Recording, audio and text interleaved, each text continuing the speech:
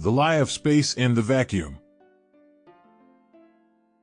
So God made the vault and separated the water under the vault from the water above it. And it was so. This vault was opened at the time of the flood.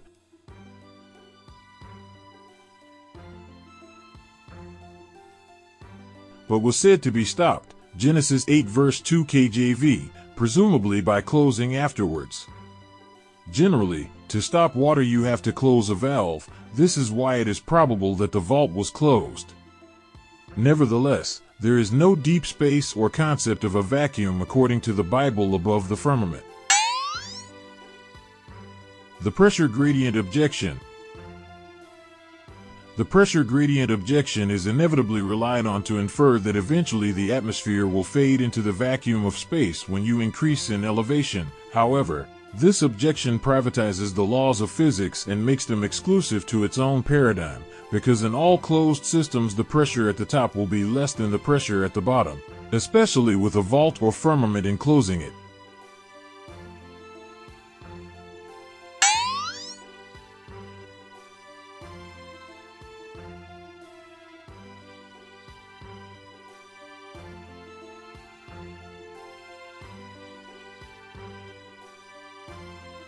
Raising an objection to the biblical account by noting a pressure gradient fails to make your account the exclusive truth.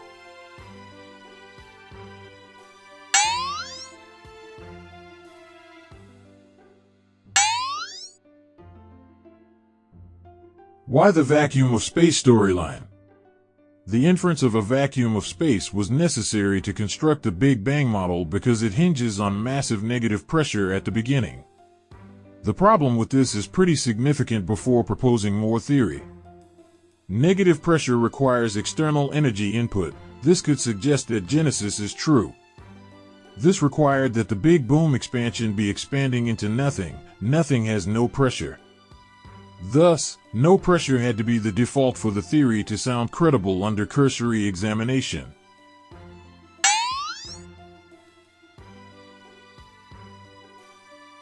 If we're operating on defaults, the default is pretty clear that vacuums do not exist in nature. That's the overwhelming principle.